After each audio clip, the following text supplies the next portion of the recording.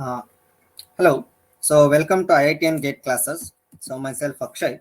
So today we will be discussing on gas dynamics part of aerospace paper. Uh, in today's class, we will be seeing about 2016 and 17 paper. So in 2016, there were about three questions totaling 4 marks, two 1 mark questions and one 2 mark question. So the first question was, which of the following statement is not true across an oblique shock wave? So static temperature increases, total temperature remains constant. Static pressure increases, static temperature increases.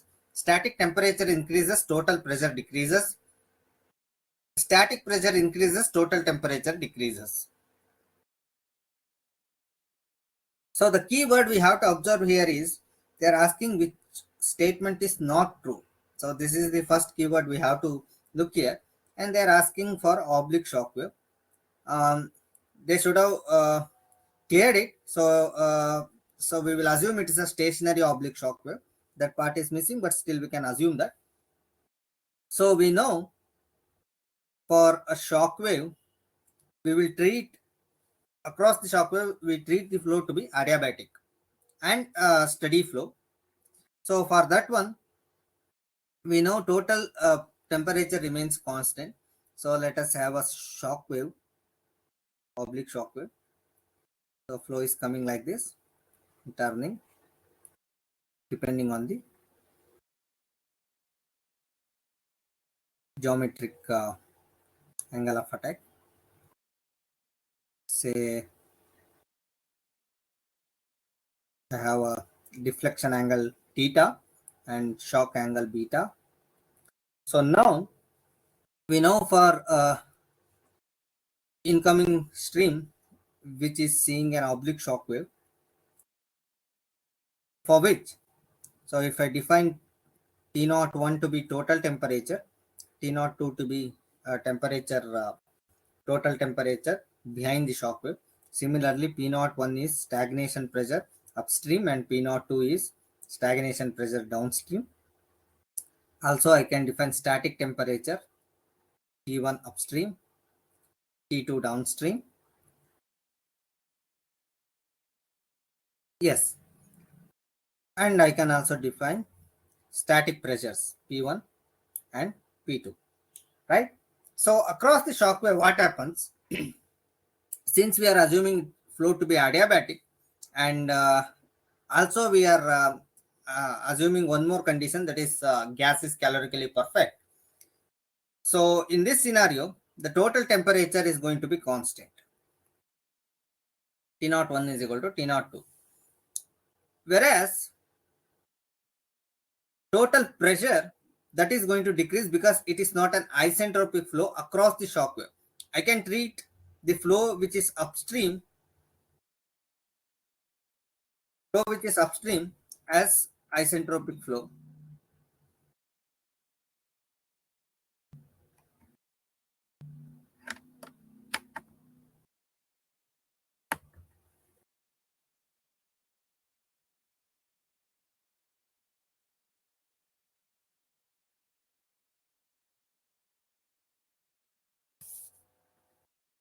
Sorry, so there is some problem with this notepad.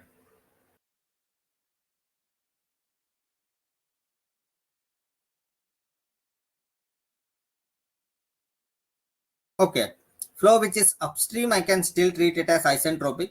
Flow downstream of the shock, I can treat it as an isentropic, but flow across the shock, I cannot treat it as an isentropic. So there will be a loss in total pressure due to increase in entropy. So total pressure decreases, rather it is not going to increase, governed by law of thermodynamics, second law of thermodynamics more precisely. So now if I look at the statement once again, of course static temperature increases because P2 by P1 is increases, rho 2 by rho 1, that is a density that is going to increase. So that means T2 by T1, which is equal to P2 by P1 into rho 1 by rho 2. So the increase in pressure is more compared to the increase in density. So that is why the increase in static pressure uh, can occur. So that is why static pressure also increases. So this is true. The second statement, static pressure increases, static temperature increases, that is also true. Static temperature increases, total pressure decreases, that is also true. Static pressure increases, total temperature decreases. That is not correct. This is false. So that is why not true statement is option D. Okay, let's move on to the next question. For completely subsonic isentropic flow through a convergent nozzle, which of the following statements is true? Okay, so it's first of all we have to note down here it's a convergent nozzle. So for a convergent nozzle, either I can have an optimal expansion or under expansion. So it cannot be over expanded. So either I can have an optimum condition or a sonic condition at the exit. But here they are clearly mentioning it is completely subsonic. So that means it's not even reaching sonic condition over here. If it is not reaching sonic condition, that means the only possibility is like flow is expanding to a back pressure value. So it is always going to be the exit plane pressure equal to back pressure. That is the condition to have subsonic flow. If it is convergent divergent, that might be a different case, but now it is only a convergent case. So the only possibility now here is they are equal. So option C should be correct. So the next question, consider 1D study envisage compressible flow through a convergent nozzle. Again they are asking for a convergent nozzle. Interesting. The total temperature and total pressure are T0 and P0 respectively. The flow through the nozzle is choked with the mass flow rate of m dot naught. If the total temperature is increased to 4 T naught with the total pressure remaining unchanged, then the mass flow rate through the nozzle is. So it's again a straightforward question. So let us try to draw a control volume of nozzle, converging nozzle.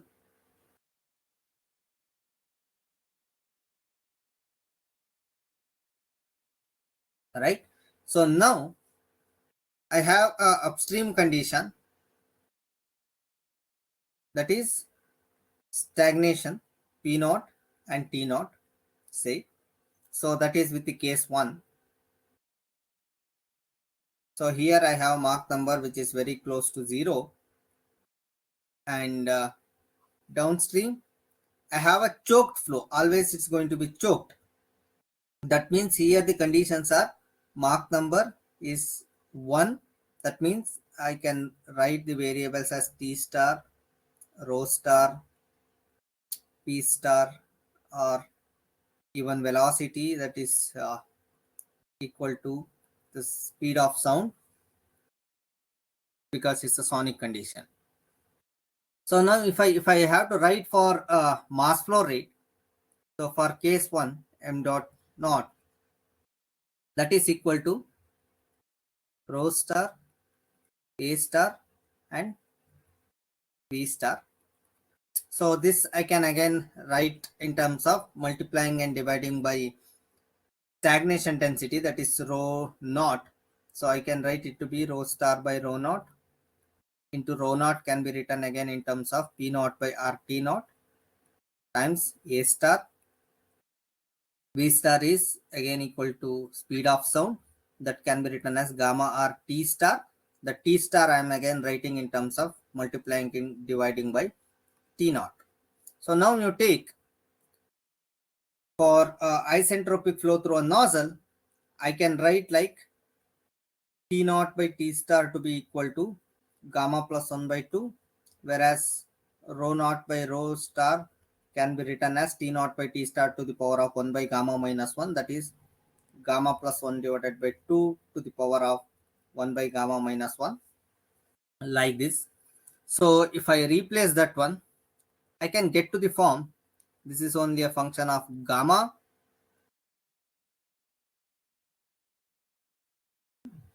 root gamma times A star times P naught divided by root of RT naught. So here all these variables are not going to be changed. Gamma is same, the same gas we are using. A star, the same nozzle we are using. We are not changing the geometry of the nozzle. So all these variables are fixed. So my mass flow rate is proportional to P naught divided by root T naught. So this is the form we will get. So that means in the case 2, what they are doing,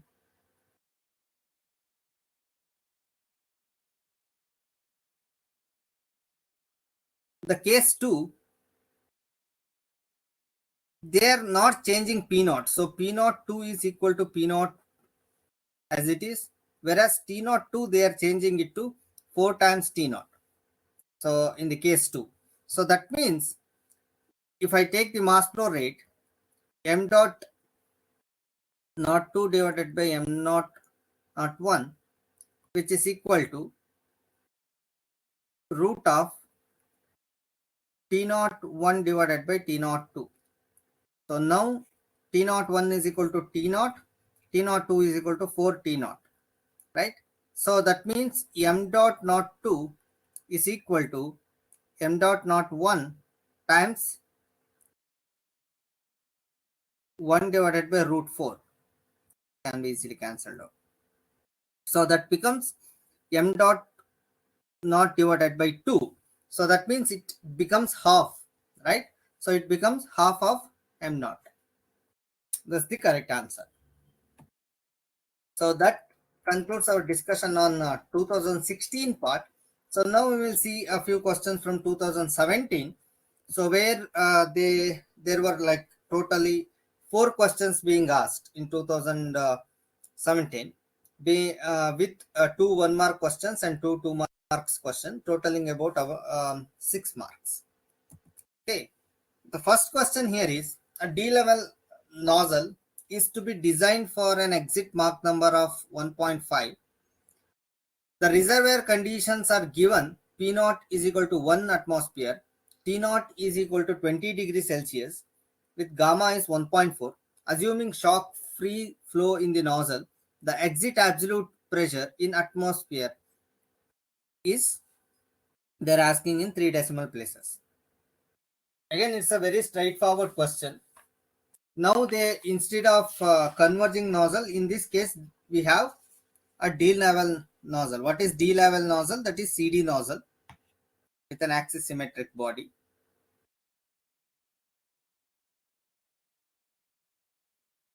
So I have a converging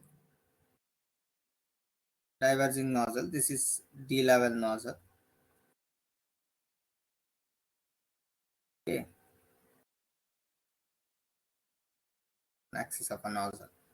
Say I have an upstream condition P naught, or the reservoir condition 1 atmosphere in gauge. It's a gauge pressure, not absolute pressure, remember. And T naught, that is 20 degrees Celsius.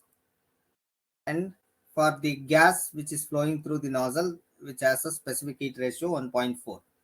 And they are asking what is the exit pressure, exit plane pressure for the nozzle in an absolute pressure units. And they are saying this nozzle is expanding a flow to a Mach number at the exit plane is equal to 1.5. So this is the condition they are given. So they are saying specifically the shock free nozzle. That means we can consider it to be isentropic and fully expanded nozzle. So I can treat PE is also equal to the back pressure. So no shock. Okay. So now this is a very straightforward question now, because I know what is T naught. P naught now we will try to convert it to an absolute pressure unit. So that is going to be P naught gauge pressure plus P atmosphere. So atmospheric pressure is going to be 1 atmosphere. So it is already 1 atmosphere. So it is totaling about 2 atmospheric pressures. 2 atmosphere pressure is P naught. Now this is expanding to Mach 1.5 at the exit plane. So now if I use the isentropic relation, that is P naught by PE is also equal to T naught by TE to the power of gamma by gamma minus 1. That's an isentropic relation between state 1 to state 2. That is inlet to exit. Right? So now T naught by TE can also be written in terms of using energy equation.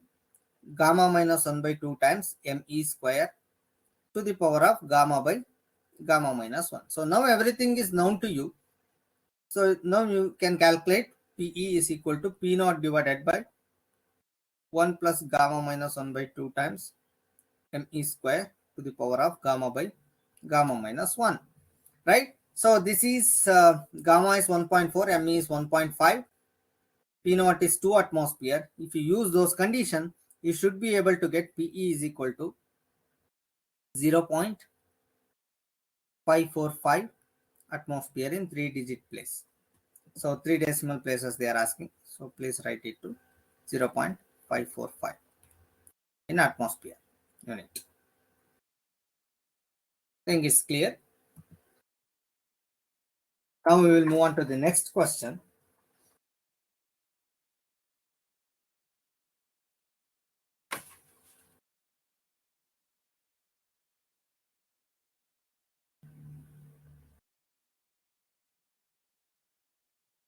Here, consider a steady one-dimensional flow of a perfect gas with a heat transfer in a duct.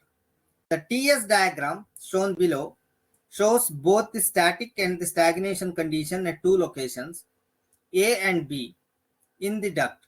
AT and BT denote the stagnation condition for state A and state B respectively. It is known that delta TA is equal to delta TB. MA and MB are the Mach numbers of the flow at the location A and B.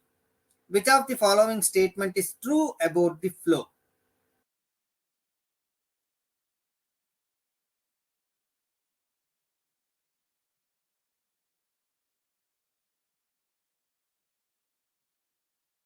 Okay, so this is a bit interesting question. Here you see, I have a constant area duct.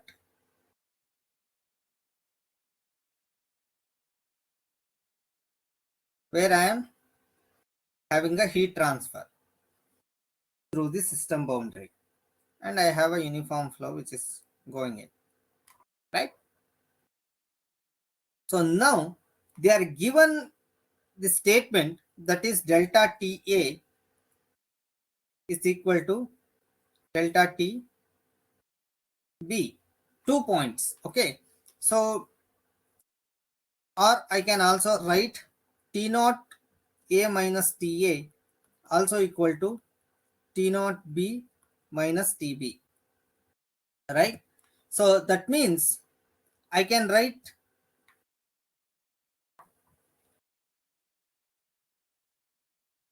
T naught B minus T naught A equal to TA minus TB. But from the figure, I know that TB is greater than TA. That means T naught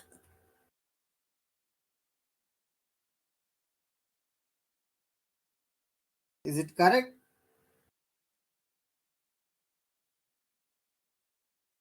This is TB minus TA. Yeah. That means T naught B is also greater than T naught A. So if the total temperature is increasing, that means I know from my energy balance H02 plus Q equal to H01, which implies if heat is added, if Q is added, then H02 is greater than H01. If heat is removed, then H02 is less than H01. So depending on that, right? So because now T0B is greater than T0A, that means in between I am actually adding You are currently the only person in this conference. That is why, so I can see that T0B is greater than T0A, that means I'm adding the heat. So in this case, I'm actually adding the heat. There is an addition of heat. Now the question is whether it is going to decrease the Mach number or increase the Mach number. It depends on the region where you are in the curve. So now you look at, we have this Rayleigh curve. Rayleigh curve. If I draw the TS diagram for Rayleigh curve, so that gives me the curve something like this, right? So this is for subsonic region. You are currently the only person in this conference. Supersonic region.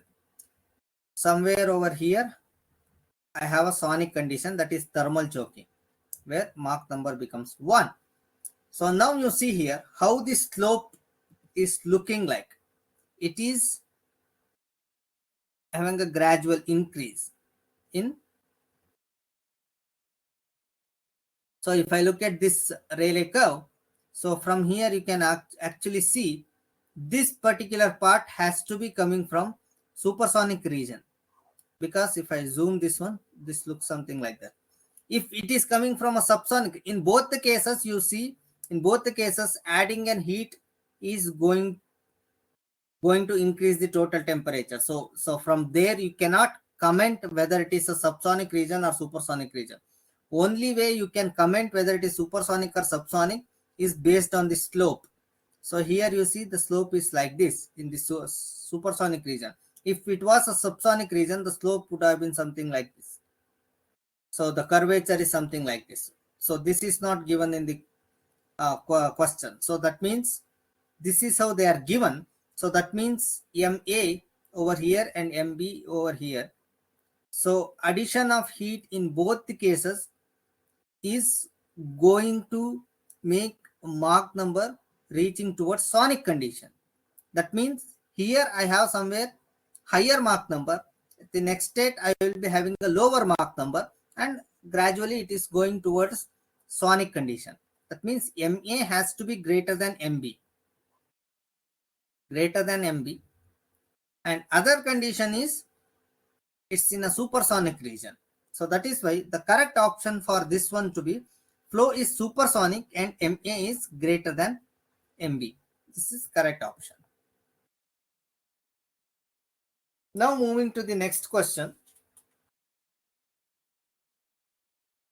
Here we have a trace from the Schlieren photograph of the flow around a corner reveals the edges of the expansion You are fan currently the only person in this as shown conference. below. The leading and trailing edges of the expansion fan makes the angles as shown. You are currently the Assuming only gamma is person in this 1.4, conference. the angle of the expansion fan in degrees is, they're asking what is this expansion fan angle? Let us call this to be phi. That is what we have to find out. So the geometry is given to us. This is, you see, the first shock is making an angle of 143 degree with respect to free stream condition. The last shock wave, which is making an angle 20 degree with respect to the geometry, which is after the corner. So that means what they are given now is I can get the Mach angle for a respective shock, the starting shock and the last shock. So that means mu1 to be equal to, if I extend this one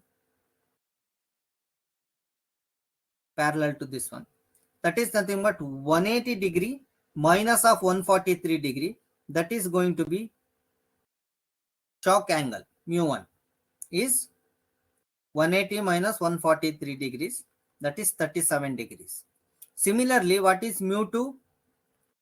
Mu2 is again going to be parallel to M2, that is this geometry, to the this shock, that is mu2 is 20 degree given in the figure. So now from these two I can calculate actually what is M1 and M2. So because Mach angle and Mach numbers are related, like 1 divided by sine mu1.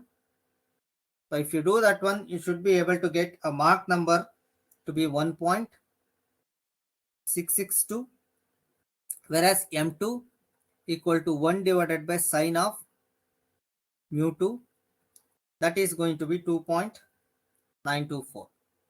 So now M1 is known, M2 is known.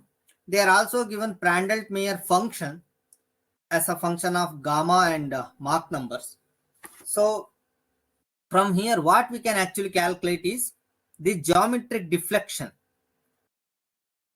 This is theta, the geometric deflection through which a flow is turning. So the geometric deflection and the Mach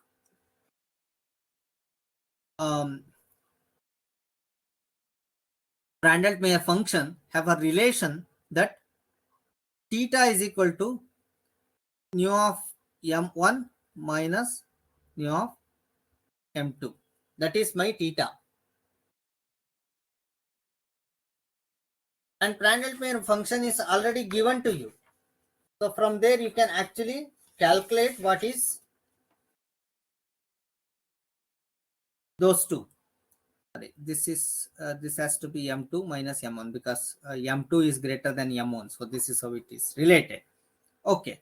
So from here we can calculate what is theta. So V of m2, use the given expression that is already given to you, gamma plus 1 divided by gamma minus 1 times tan inverse of root of gamma minus 1 by gamma plus 1 times m square minus 1. So put for m2, put m2 over here, minus tan inverse of square root of m2 square minus 1. If you calculate that one, you will get putting m2 is equal to 2.92 and gamma is 1.4 as given in the question. You should be able to get V nu of m2, that's the Prandtl-Meyer function for Mach number 2, is 48.2654. Similarly, if you calculate for Mach number 1, that is 1.662, you will get Prandtl-Meyer function value as 16.6918. These are in degrees, remember. Okay, so now I can calculate what is theta using this relation star 1. So theta is now 48.2654 minus 16.6918. So this gives me theta is equal to 31.572 degrees. But this is not what we are looking. So we want to calculate what is phi, expansion fan angle. How can we calculate expansion fan angle? Again, refer back to the geometry. This is mu1, this is theta, this is mu2, and this is phi. So if I have to form a relation between phi and other angles from the geometry, so I can write phi is equal to mu1 plus theta minus mu2, right? Plus theta minus mu2, right? So from there I can actually calculate. So mu1 plus theta minus mu2 is expansion fan angle. So mu1 we know that is 37 degrees. Theta we calculated, that is 31.572 degree, minus mu2 20 degree. From the geometry we can get it, right? So that is going to be 48.57 in 2 decimal places. Yeah, in 2 decimal places they are asking. So you can put 48.57. Okay, this is clear. Then the last problem, A strong normal shock wave with a pressure ratio of 29 across it is traveling into a stationary air. Gamma is 1.4 for the air at T is equal to 280 Kelvin in a straight duct. See the figure. Okay. The magnitude of the velocity of the air induced behind the shock wave is. This is a very interesting question. This is a moving shock question.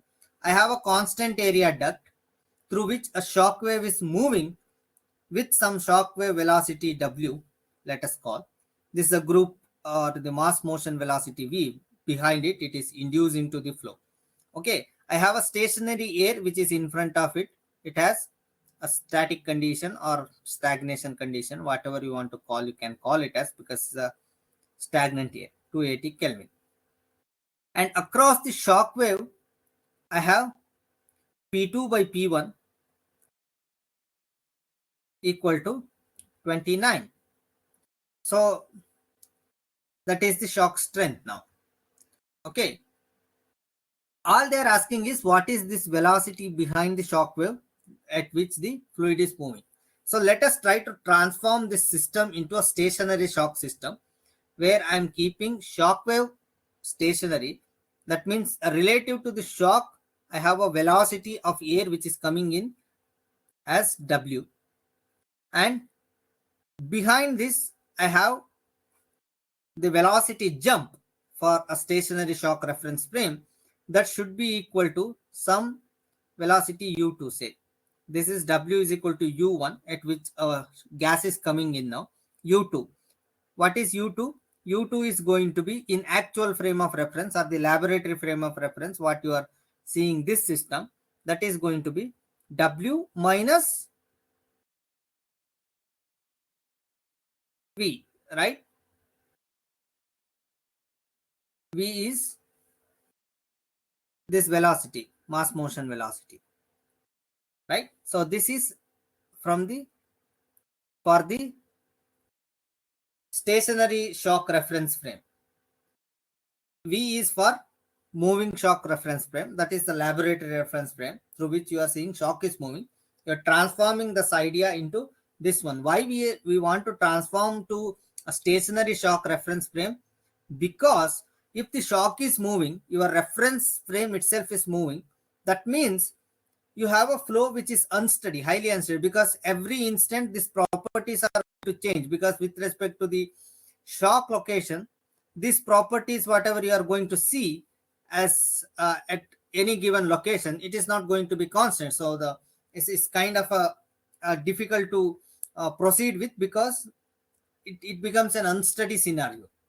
We don't want to go into an unsteady scenario to analyze this one. Instead, what we do, we just shift it to a stationary shock reference frame so that I can treat all my governing equation in steady case. That is a easier way to approach. Now we modeled our problem according to our convenience. All we have to calculate is this V at the end. That's it. That we will try to calculate now. So now you see, from the given information, I have P2 by P1, which is equal to 29. With the expression is also given to you. Don't have to worry for that. Gamma plus 1 times m square minus 1. So now, if I write this equation in terms of m, so that is going to be P2 by P1 minus 1 times gamma plus 1 divided by 2 gamma plus 1 whole to the power of 1 by 2 is equal to m. So now you put the number 29, gamma is 1.4. So you will get Mach number is 5. This is actually the shock Mach number. Mach number of the shock wave, that is the speed at which shock is moving actually.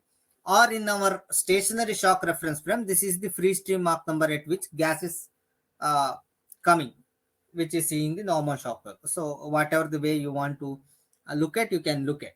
That is the Mach number we are going to get, right? So now I know the Mach number. I can actually calculate the shock velocity, W. So that is going to be Mach number times root of gamma r T1. So everything is known to us. 5 square root of 1.4. R is also given in the problem, 287 joules per kg Kelvin times 280 Kelvin. So if you do this, you should be able to get the shock speed as 1677.08 meter per second.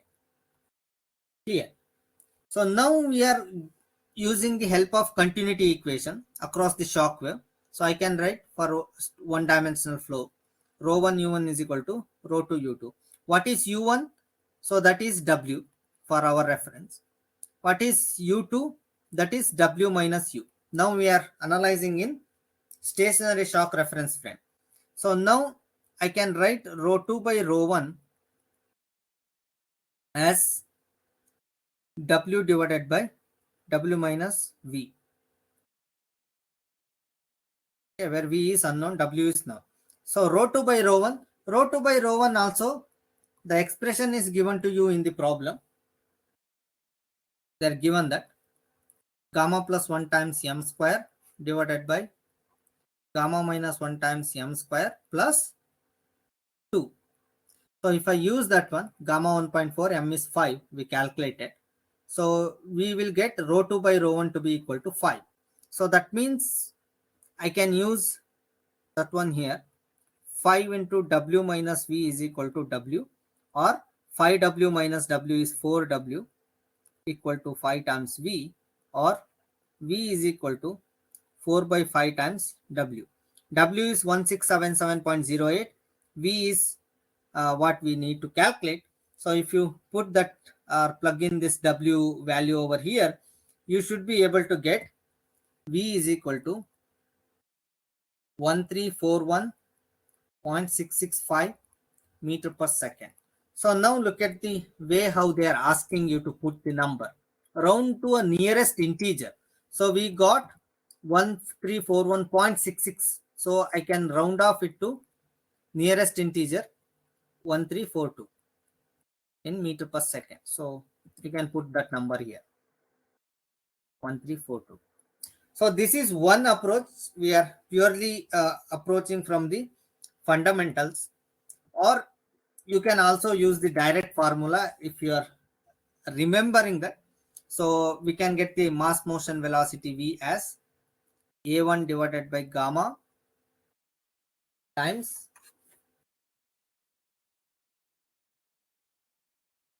p2 by p1 minus 1 times 2 gamma divided by gamma plus 1 whole divided by p2 by p1 plus gamma minus 1 by gamma plus 1 to the power of 1 by 2. So if you remember this formula, you can use directly this one. A1 you can actually calculate because it is T1 is given to you, root of gamma r T1. So if you plug in all the numbers, P2 by P1 is given in the problem 29, gamma is 1.4. So if you should be able to get the same number, 1342 meter per second. This is a shortcut if you remember the formula, but this is very easy to approach from fundamentals also. You can actually do that. Okay, so that concludes our discussion on gas dynamics problems. I hope it is clear to you. Thank you. If you guys have any question, you can ask, or we can wind this session here.